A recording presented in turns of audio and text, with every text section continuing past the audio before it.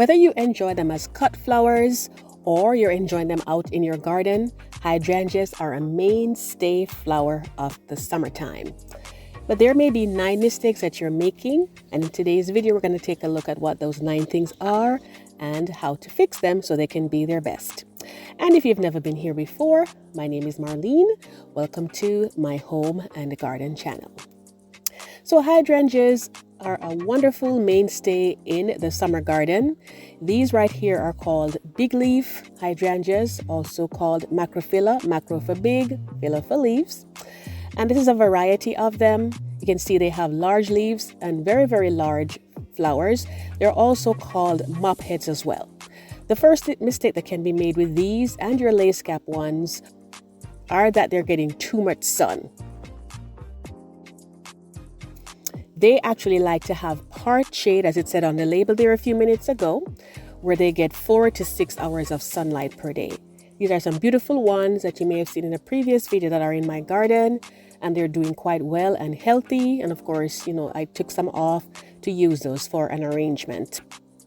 Now bear in mind that yes, they do need to get some sunlight, but the afternoon sun can be very brutal on this type. And so these right here, these are actually north facing, and they actually are doing very well. And they even have a large tree that's a few feet away from them that does cast a shadow in the afternoon, so that helps them out really, really well. So morning sun is good and afternoon sun not so much, but the worst part that you can have them at is where they're getting sun all day. These are lace caps right here, and they're different types of lace caps. These tell you that they are okay for full sun, but honestly, if they're macrophylla, I would still put them in an area that they have part shade, because these plants, they can get sunburn. You can see how the leaves are looking right there, that they do have a sunburn on there. And a way to fix this would be just to go in and get a clean pair of pruners and just trim the little parts off that are sunburned. You can see even the petals have it on there too, and that will be sufficient. The reason why you wouldn't want to go in and hard prune them is because if you do, it's going to force them to start springing, and then the plant is going to be under more stress. So we just try to keep it as stress-free as possible for our plants, just like we would for ourselves. This over here, these are oak leaf hydrangeas, and this is another variety here. And these actually prefer more shade than your mop heads or your macrophylla hydrangeas. They are okay if they're in part shade, like dappled sunlight here all day. They're perfectly fine with that. And you can see the shape of the leaves. That's how you kind of recognize them, because they kind of look like an oak leaf. You can see how beautiful the petals are. They're arranged a little differently. They almost look like a lace cap, but it's kind of a style in this case and not so much a type. And they're able to do well with that dappled sunlight that comes through on them. And even if they're in an area that, say, maybe gets only 2 hours of sun per day, they'll still be pretty much okay.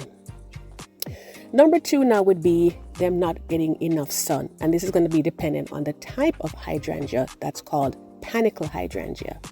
These right here are limelight hydrangeas. They've gotten very popular over the last few years, so you may or may not have seen some of these. And you can see they're out here for sale, and they're in the full sun, and they are perfectly fine with that. Well, you recognize a panicle hydrangea. Typically they're more conical shaped like these right here, but that doesn't always happen. Always check the labels to see what they tell you. The main thing with them is to make sure that they're getting enough water. Once they're hydrated properly, they will be able to deal with full sun all day. And you can see some right here. This is the middle of summer, because they've gotten white. They start off with a little lime green color on the leaves, and then they get whiter as the season progresses. You can see how beautiful they're paired there with the other plants in the flower beds. I just think they are such a wonderful addition. And even if they can get afternoon shade, they're fine too. These ones right here, these are actually west facing, and they come back year after year. These are some that are near to where I live, and they're so gorgeous. I wish you could see how big these actually are. They are huge. You can see that they're growing with some grasses right there, and they're perfectly fine getting the afternoon sun. Again, they just need to be properly hydrated, and we'll take a look at some of the other things that will help them out as well. This is another type of panicle hydrangea here as well. Absolutely gorgeous, and I just love the lace pattern that is on there. It almost looks like something bridal to me, just the way how they are, that white color. And some of these types, they actually change color as the summer progresses, or sometimes even going into the fall season. And I just think they're so beautiful. You can let me know if you've ever seen one that looks like this before, because I don't see too many of this one in my area. But you can see they're fully out in the sun and they're doing quite well. And they do tend to, this variety, they tend to have like tough leaves, the one that can take the full sun. The leaves are tough, and so they can manage that type of a heat. So they're doing quite well there, and they attract different type of pollinators. So you can see that they're in a perfect place. I also have a bonus point for you at the end, so be sure to stick around and we'll go over that. So let's say you are wanting something that's more of a pink coloration. Here's another panicle type that works well in areas that can take sun, and this would be them. So if you have this variety, make sure that they're in an area that they get at least, I would say, 6 hours of sun per day. If they get a little bit of shade in the afternoon, then that is perfectly fine. If you're planting in the summer, then you'll want to have a little bit larger plants than those. So number 3 now would be not watering them enough.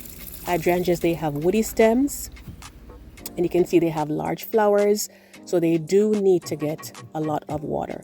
Now, like any other plant, they do not want to be sitting in water all the time, so that's also a no-no. It has to be balanced out. But bear in mind that when you have hydrangeas or any other plant in containers, especially in the warmer months of the year, that they tend to dry out more easily because they don't have the protection from that surrounding soil, like one that would say be in a flower bed. And sometimes what you can do is you can repot them as the years go by. Maybe like every 2 or 3 years you can repot them so they're in a larger container that can sustain them more. And what I typically recommend is that, or what is recommended generally out there, is that when you're watering plants, especially in the summertime, it's important to water down by the roots and not on the leaves. If you want to refresh the leaves, it's better to do it in the morning so they can dry out in the middle of the day, and they'll be completely dry in the evening to help to avoid pest and spread of disease. And just to say, if you've never been here before, and you do like what you're seeing, you like gardening, you like flowers, fruits, and veggies, be sure to hit the subscribe button and tap the notification bell twice so you never miss an upload. I always get so happy when I see those. So over here now, the next thing, number 4, would be not mulching them. You will definitely need to mulch your hydrangeas. Over here, we actually use some river pebbles because we just like how it looks. And this is something that we do for quite a few of our flower beds, especially if they're right next to the house, because it tends to deter like termites and things like that, which can be a beast in the southeastern United States. You have many different types of mulch that you can use. If you didn't want to go for the river pebbles, you wanted to say like use the wood, you can use, they have the red ones, they have the brown ones, they have cypress mulch, they have mini nuggets, they have pine bark mulch. So many different types. There are even some that are made of, rubber that you can use as well too. That would not be one of my favorites. I tend to be more organic in the things that I do in my garden. But of course, it just depends on a matter of preference. Now, when you're placing your mulch, be sure to back it off about 1 inch or 2 at least from the main stem to prevent easy access of pests going up onto your plant. Which takes me to number 5. Number 5 would not be checking in on your plant to see if there are any pests or diseases taking place. If you want, you can always wear gloves to do it. If you are not liking insects at all, this right here is a Japanese beetle, or also called a June bug, and sometimes they can really wreak havoc on some of these plants. And it doesn't take very long for that to happen. You may miss it for a few days and you go out there and you're just like, oh my goodness, what happened? So be sure to keep an eye out for those and just spray them off, with your water hose, and drop them in some soapy water, and that's a good way to control them. The next thing then would be like if there are any fungal diseases. You can get fungicides if you like, those are sold online. I personally, if you've been watching my videos for a while, I prefer to use my 3% hydrogen peroxide solution, which I basically make by putting, if I'm doing say 1 cup of it, I'll put 1/3 cup of the hydrogen peroxide that you can get in the pharmacy or the store, and then I'll top it up to 1 cup, so it's 1 part of the hydrogen peroxide to 2 parts of the water, and then you just mix it around, put it in your spray bottle, and you can apply it. Now, I know that this works for me for my rose bushes and all of that when I do remember to do it, but if you're testing it out for the first time, or any other thing you're spraying on your plants, but it in an area that's not very, you can't see it very easily, so that way if something goes wrong, like if there is a bad batch or something, you just have a little part that gets damaged and the plant will repair itself very quickly.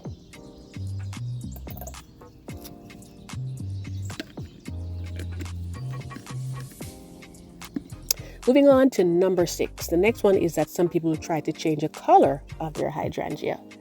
The thing about hydrangeas, and this is specifically the mop head hydrangeas, what happens is they look purple if they're in more neutral soil, they'll look pink if they're in alkaline soil, and they will look more blue, tending towards blue if they're in an acidic soil.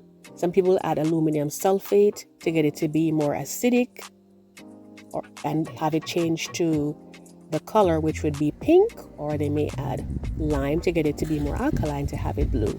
Me personally, I just try to enjoy them the way they are. When I purchase them, I just choose the color I want. And typically though, if you have them in containers, you can have a little bit more control over them, if you wanted to play around with them a little bit. But honestly, I prefer to just leave them as they are in nature and just let them be what they are, because typically, you have to be careful how you're adding these things on. So make sure that you get all your research done before you go and try something like that, and also consider your surrounding plants as well, how the soil is going to be affected by it. Now, the ones that you definitely cannot change a color off would be like your panicle ones, like your limelight right here. And they do so much color changing themselves already, because they start out being lime green when they're really, really young. And then as the summer progresses, you get to a lighter shade of green, and then they get white. And if you're wanting like another color choice, these right here, another panicle type would be PG pink. And this one is really, really a beautiful shade of pink as the summer wears along. So these plants are just so, so gorgeous. But you could do that, try to change your color if you want. The next one is not fertilizing at the right time. So fertilizing at the wrong time would be number 7. And one of the worst times you can actually fertilize your hydrangeas would actually be July, August, which would basically be late summer to early fall, especially if the fall in your area is mild. And the reason is, when you give them food, it's going to stimulate them to produce new buds, like new leaves coming out. And when that happens, they can get damaged in the winter. So the best time to do it really would be when the springtime comes around and the leaves are just starting to come out. Because at this point, the weather is going to get a little bit milder as you move along, and then they'll come out. And because they bloom on old wood, this type here, this would be your mop head hydrangeas and the lace caps. You basically want to make sure that that old wood is going to be giving you the wonderful flowers that you want. So you'll definitely want to bear that in mind.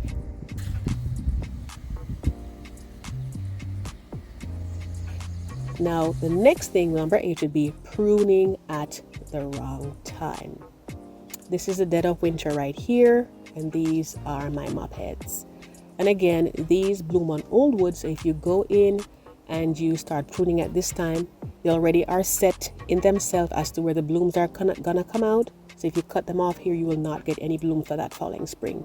Me personally, what I do is I wait until I see the leaves coming out and the very, very small flowers that are coming for the new season, and I just basically deadhead them.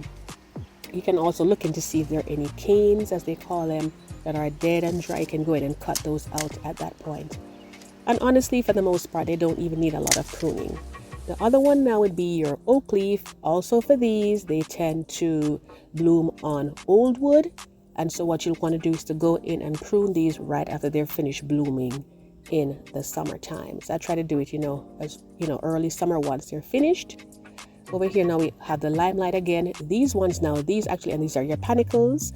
They bear on new wood. So what that means is that you can actually go in and take them out, just trim them back, usually in late winter or early spring, and they'll be perfectly fine. And you can cut these down too, when you're doing that, and they'll come right back up. But we'll do a future video on pruning because, there's so much involved there. Number 9 would be planting them too close together. So you can see how large this one has become. So when you're buying them, you want to look and make sure that you know how large you're going to get, because you have some that are little ones and some of them that spread out a lot depending on the variety. So you want to take a look and see, what they say specifically for you. And finally, we get to our bonus point, which is how do you know where is east, west, north, or south? And just bear in mind that the sun rises in the east and it sets in the west, so that should give you an idea of how your garden is set up spatially, whether you have them on the east, west, north, or south. So you may be enjoying them in containers, you may be enjoying them in your flower beds or as cut flowers. Be sure to check out the video I did recently. I'm going to link it at the end for you, where I used them as cut flowers on my back patio makeover, and it got some really good results. So if you haven't seen it, be sure to check it out, and the other ones that I'll be linking at the end for you there as well. They're just such wonderful flowers. I really hope that this helps you, and I look forward to your questions and your comments. I want to thank you so much for watching, and I do hope to see you in the next video. Take care.